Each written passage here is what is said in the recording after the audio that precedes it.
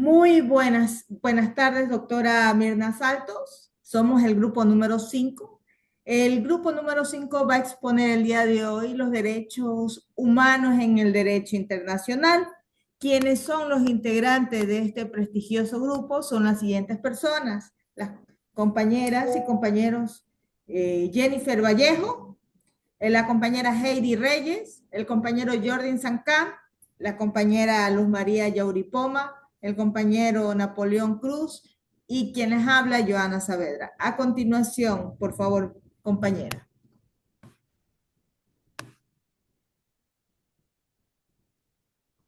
Buenas tardes, abogada, compañeros. Hoy vamos a hablar sobre el tema de los derechos humanos internacionales. Comenzaré con esta frase que dice, un derecho no es algo que alguien te da, es algo que nadie te puede quitar, de Rancer Clark. Y un breve concepto es que en el derecho internacional los derechos humanos expresan la dignidad humana como algo superior y se configura como obligaciones universales que exigen a los estados proteger, respetar y garantizar los derechos fundamentales. En mi opinión personal, es la prueba de que la justicia y la dignidad no dependen solo de cada país, sino de un consenso internacional que busca proteger a todas las personas frente a los posibles abusos de poder. Etimológicamente proviene de directum, lo recto, lo justo y sobre la condición humana. Su definición son derechos o facultades que pertenecen a toda persona por el simple hecho de existir sin distinción alguna. Si hablamos de derechos humanos, un breve ejemplo es el derecho a la vida, a la libertad. Son inherentes. ¿Por qué? Porque lo tienes por el simple hecho de existir, más no porque una ley o un Estado te lo conceda. ¿Cuáles son las características? Son universales, indivisibles e interdependientes. Inalienables. Universales, aplica a todos y en todo lugar, como lo es el derecho a la vida. Inalienable, no puede ser renunciado ni transferido.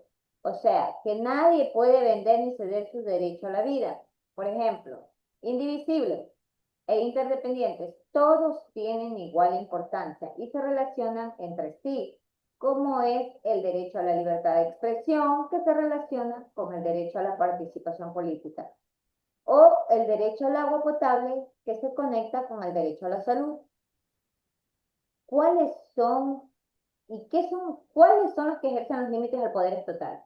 Bueno, los límites al poder estatal son aquellos que restringen los abusos de autoridad, exigen respeto a la dignidad humana, como por ejemplo la prohibición a la tortura. ¿Cuál es el aporte del derecho internacional de los derechos humanos?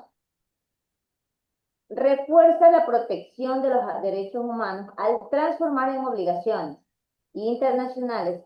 Esto limita el poder estatal, aunque su cumplimiento suele ser relativo por la falta de sus sanciones efectivas.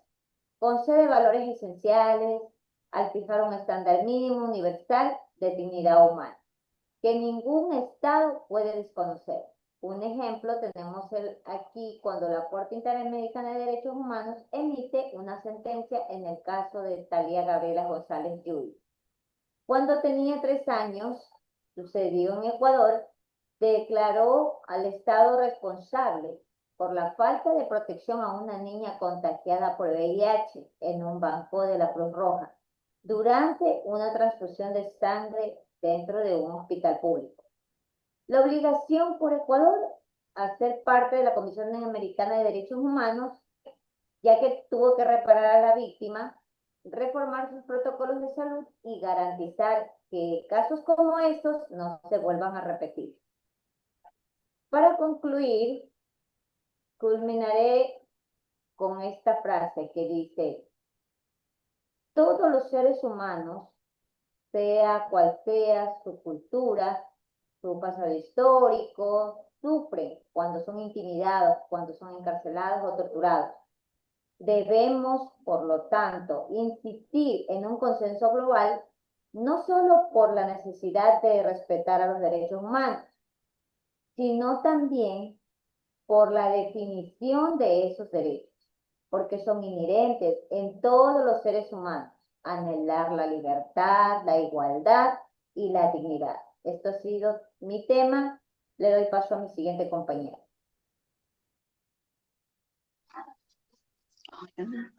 Buenas tardes, abogadas. Buenas tardes, compañeros. Mi tema son antecedentes históricos. Bueno, la evolución de los derechos humanos en el derecho internacional no surge de manera repentina, sino de un resultado de un largo proceso histórico en el que diversos documentos y corrientes filosóficas establecieron las bases de su reconocimiento. Como primer punto tenemos la Carta Magna en el año 2015. Fue firmada por el rey Juan sin Tierra en Inglaterra. Limitó por primera vez el poder absoluto del monarca, que reconoció ciertos derechos a los nobles, como la protección frente a decisiones arbitrarias y respeto al debido proceso. Punto 2, tenemos Petit of Rip, 1628. El documento fue dirigido al rey Carlos I de Inglaterra por el Parlamento. Reafirmó garantías frente al poder real, como la prohibición de establecer impuestos sin consentimiento parlamentario, la protección a la propiedad privada y a la proscripción de arrestos arbitrarios. Como tercer punto tenemos la Declaración de Independencia de los Estados Unidos en 1776. Se proclamó que todos los hombres son creados iguales y poseen derechos inalienables como la vida, la libertad y la búsqueda de la felicidad. Esto marcó un precedente en la afirmación de la igualdad y las libertades individuales frente al poder colonial británico. Cuarto punto tenemos las ilustraciones de Locke, Voltaire y Rousseau. Estos son bases de los derechos naturales en el siglo XVII y en el siglo XVIII. Fue una corriente filosófica que sustentó los movimientos revolucionarios y la creación de las declaraciones mencionadas. En John Locke, él se daba por los derechos naturales como era la vida, la libertad y la propiedad. Voltaire, él defendía la libertad de expresión y de religión. Jean-Jacques Rousseau, él tenía una idea del contrato social y la soberanía popular. En la crítica histórica, aunque estos documentos fueron fundamentales, su alcance fue limitado en su tiempo, ya que beneficiaba principalmente a hombres, ciudadanos y propietarios, dejando excluido a mujeres, esclavos indígenas y colonizadores. Esta fue mi participación. Le doy paso a mi siguiente compañero. Abogada, muy buenas tardes. Compañeros, tengan ustedes muy buenas tardes. Continuando con el tema de nuestra exposición, me corresponde hablar sobre la evolución de los derechos humanos internacionales. Aquí voy a hablar desde el año 1919 hasta 1945, donde están asentadas las primeras bases de la Sociedad de Naciones y también la responsabilidad individual inicial. Iniciando desde 1919 tenemos que la Sociedad de Naciones Unidas en 1919 introduce el Tratado de Minoría y de Control sobre el Territorio no autónomo, pero sin catálogo universal de los derechos ni tribunal. La OIT en 1919 también. Esta presenta la primera organización con normas laborales internacionales. Esta usa un sistema tripartito, como son los estados, empleadores, trabajadores y también órganos de supervisión. Continuando, vamos a ver la que es la responsabilidad individual inicial. Aquí nos dice que los juicios del año 1945 a 1946 nos dice que estos reconocen a los individuos que pueden ser responsables de crímenes internacionales. En breve síntesis, yo digo que aquí se inicia la protección internacional de personas que se hace de forma indirecta y limitada. Desde 1945 a 1948, la ONU y su Declaración Universal de los Derechos Humanos de la DUT. Aquí vamos a encontrar que la Carta ONU de 1945, esta integra promoción de los derechos humanos en los propósitos esenciales de la ONU.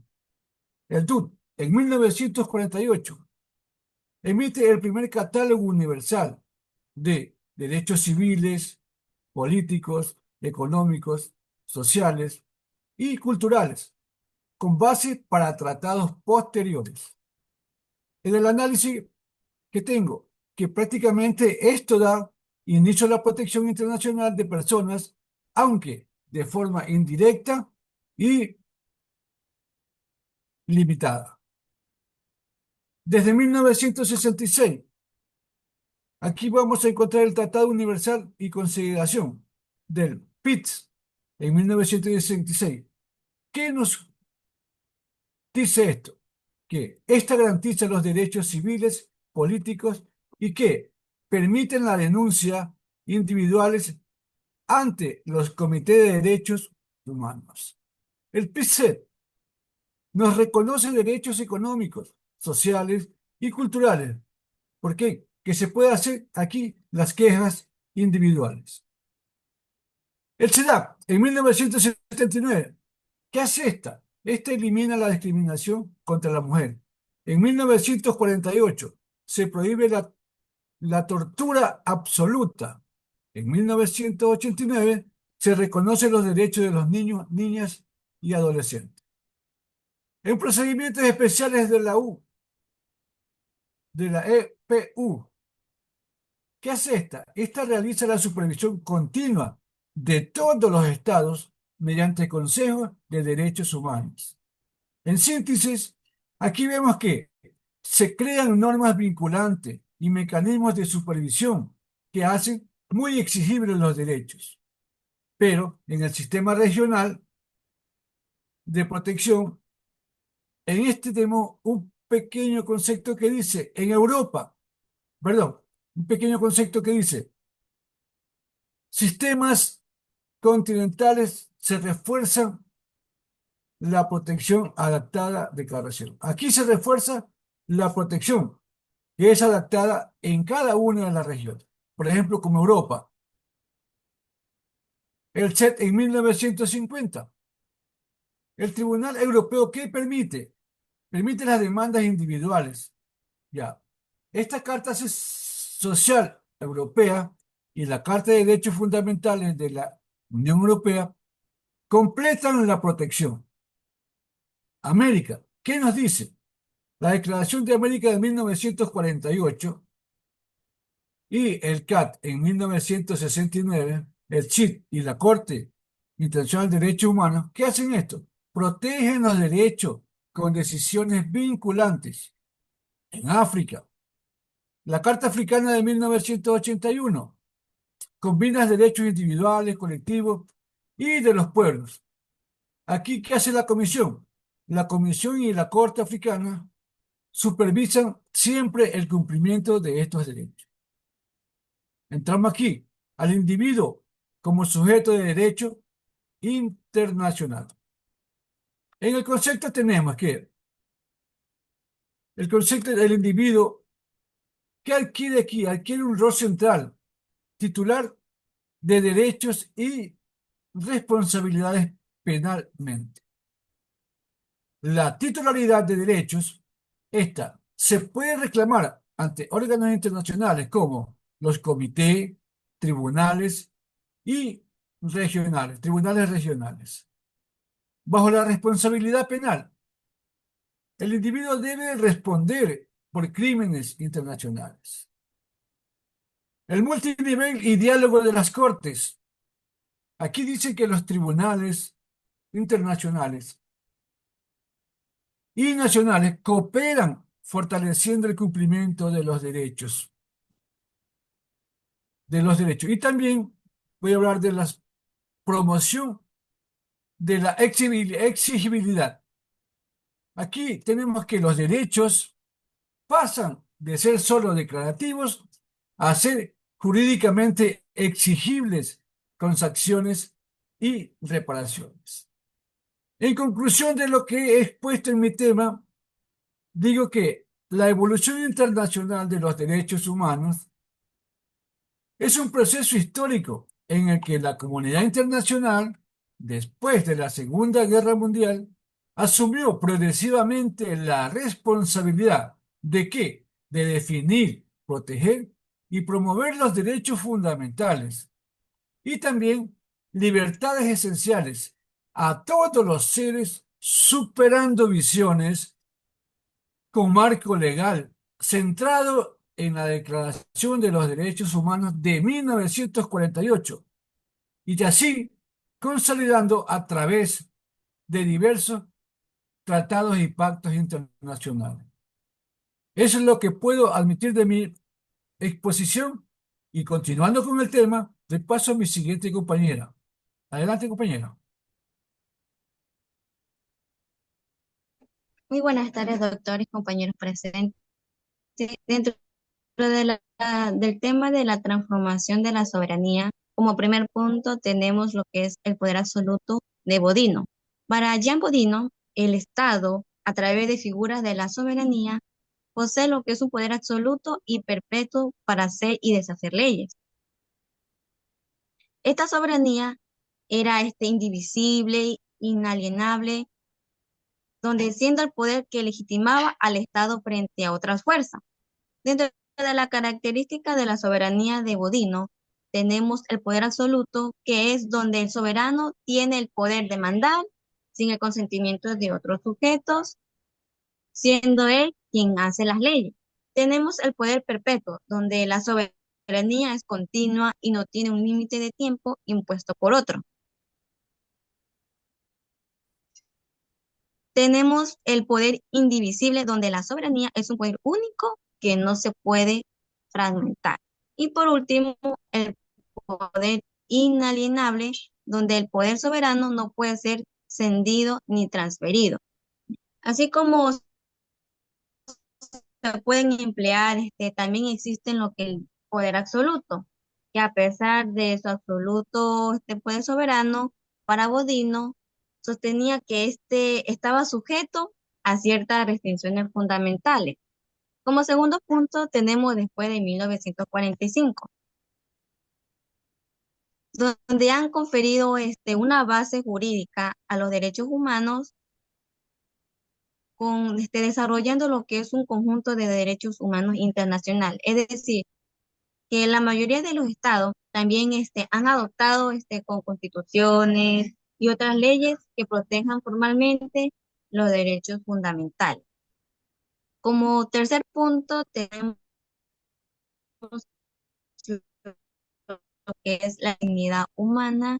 Los estados deben abstenerse de inferir en el disfrute de los derechos humanos o de limitarlos, con la única obligación de protegerlos, donde exigen que los estados impidan los abusos de los derechos humanos contra individuos y grupos, incluyendo los tratados internacionales de derechos humanos.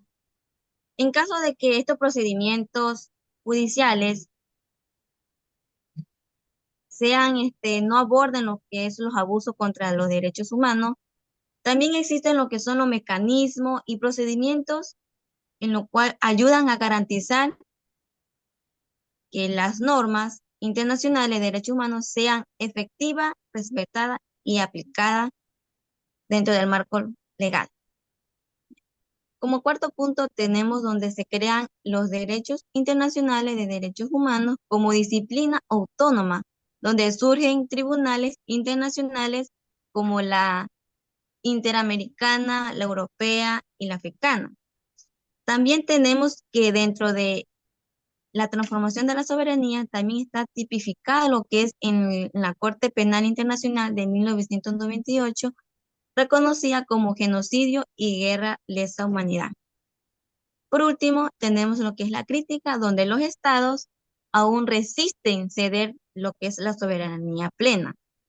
En conclusión, la evolución de estos derechos internacionales de derechos humanos que reflejan una profunda transformación donde donde existen los pasos de declaraciones nacionales dentro de un sistema internacional vinculada al Estado soberano, en lo cual es conocida el individuo como sujeto internacional. El desarrollo de derechos internacionales y de los derechos humanos refleja lo que es un ámbito de declaraciones nacionales, haciendo que su sistema internacional hace que el individuo es reconocido como sujeto internacional, en las cuales las lecciones entre la soberanía y derechos humanos aplican la desigualdad de los estándares internacionales, haciendo que los derechos humanos deben atenderse como conquista jurídica de la humanidad, no como dádivas otorgadas por los estados. A continuación, le doy paso a mi siguiente compañero que concluya con su tema. Buenas tardes, doctoras y compañeros. Voy a hablar sobre los principales instrumentos de protección.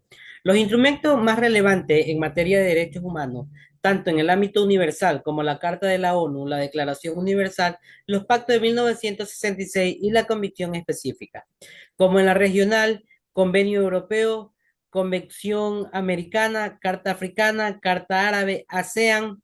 También abordamos las herramientas de justicia penal internacional, como en el Estatuto de Roma y los tribunales Nuremberg, Yugoslavia y Ruanda. Vamos a hablar sobre las importancias y las funciones de estos instrumentos. No solo consagran derechos, sino que crean obligaciones legales para los estados, permitiendo mecanismos de denuncia, supervisión y sanción. También permiten la protección de grupos vulnerados al incorporar comisiones especializadas en mujeres, infancia, discapacidad, torturas, etc. Fomentan también la prevención de violación masiva, la reparación de daños, la construcción de un orden internacional más justo y respetuoso de la dignidad humana. También hablamos sobre los desafíos actuales. La implementación efectiva, muchos instrumentos existen en el papel, pero su cumplimiento real depende de la voluntad política, recursos, institucionalidad y educación sobre los derechos humanos. También hablamos sobre la coordinación en los niveles internacional, regional y internacional. Asegurar que los estándares internacionales reflejen en las constituciones y leyes domésticas. También hablamos sobre la resistencia, interpretación divergente, demoras judiciales y falta de acceso a la justicia para muchas personas. Entonces, si bien es cierto, vamos a ver una perspectiva hacia el futuro. Es necesario fortalecer los mecanismos de monitoreo y sanción, además el mecanismo accesibles para las víctimas. Promover la universalidad de ratificaciones y la adopción de protocolos y convenciones aún no suscritos por algunos de los países, ¿verdad? También podemos impulsar la educación y sensibilización para que la ciudadanía conozca sus derechos y siempre y cuando puedan ser exigidos. Aprovechar la cooperación internacional para enfrentar nuevos retos como la migración, crisis climática, tecnología, justicia transaccional, entre otros. Si bien es cierto, una pequeña conclusión del tema de los instrumentos de protección de los derechos humanos constituyen un pilar esencial para la convivencia basada en la dignidad, la igualdad, la justicia. Aunque se han logrado avances significativos a lo largo del tiempo, el verdadero valor de estos instrumentos radica en su aplicación concreta en cada estado. Cada sociedad, cada individuo asume la responsabilidad de respetarlos, protegerlos y garantizarlos para poder acercarnos de una forma más sólida y sostenible a la meta de que los derechos humanos sean una realidad para todos. También es cierto, es importante que estos instrumentos sean esencial para construir una sociedad más justa, igualitaria y digna, que ayuden a prevenir abusos, a dar voz a quienes han sido vulnerados. Este sería mi intervención. Por favor, mi compañera.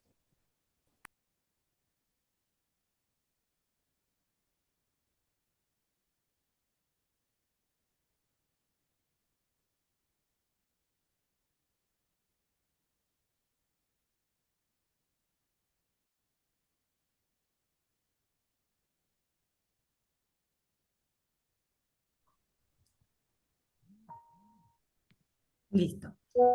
Bueno, continuando con la exposición, vamos a ir dando ya la conclusión dentro de este tema importante dentro de lo que nos concierne en la evolución de los derechos humanos internacionales. Es muy importante resaltar la gran trascendencia que ha venido dando en la historia del tema de los derechos humanos internacional. Uno de los puntos más importantes, digamos, dentro de estos puntos importantes están las declaraciones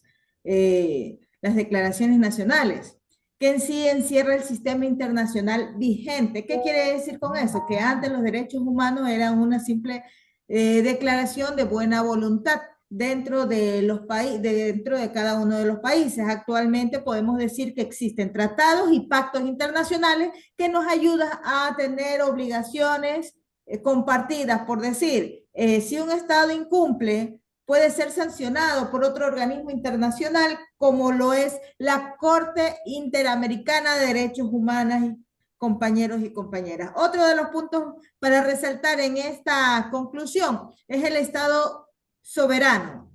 El Estado soberano realmente se rige por el individuo como sujeto de derecho internacional, como lo habían indicado mis compañeros que expusieron. En lo pasado, solo el Estado reconocía el derecho internacional. Actualmente, el sujeto el individuo es sujeto de derecho que puede hacer para que pueda también reclamar dentro de la justicia en un momento determinado en el Tribunal Internacional cuando sus derechos sean vulnerados dentro del marco de derechos humanos. Entonces, dentro de aquello podemos también indicar las proclamaciones morales.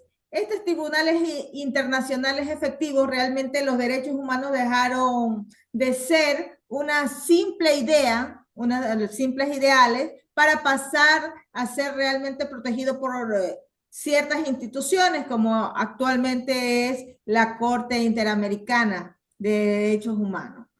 La Corte Penal Internacional de Derechos. Entonces, es muy importante enfatizar eso y también el tema de juzgar los crímenes de guerra y la lesa humanidad. Dentro de unos puntos importantes también el tema de los logros, que es gracias a estos cambios hoy en día la Corpus Juris Internacional, que es el conjunto, digamos, de normas que limita el poder del Estado y protege el derecho de todos los seres humanos, siempre y cuando están vinculados dentro de estos convenios y pactos internacionales. Y dentro del resultado de análisis debemos recordar el fortalecimiento del sistema internacional, el empoderamiento del individuo, el tema de las instituciones internacionales más efectivas, digamos así, y un punto muy importante también que hay que resaltar como retos. Dentro de aquello también debemos resaltar que hay retos todavía que hay que seguir puliendo y digamos, mejorando dentro de aquello, que es permitir que los estados, uno de los retos uno de los retos sería que el Estado soberano, los estados, aún todos no cumplen con las normas internacionales de respetar el tema de los derechos humanos. Ese es un punto muy importante. Y el tema de los estándares de los derechos humanos, todavía le falta aquello. Bueno, para concluir, realmente los derechos humanos ya no son meras aspiraciones, sino normas jurídicas que exigen el tema de derecho y realmente protege la cooperación de los estados para una mejor sociedad dentro de nuestros diferentes países.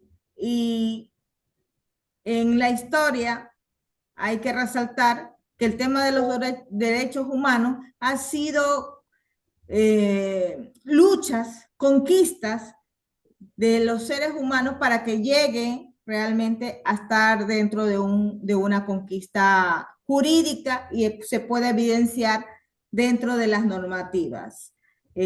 Concluyo con una frase que siempre coloco en mi estado. Las organizaciones sociales somos la voz del que no tiene voz. Los seres humanos han luchado para tener esta conquista. Esta es la exposición del día de hoy con este grupo. Gracias, doctora, compañeros y compañeras.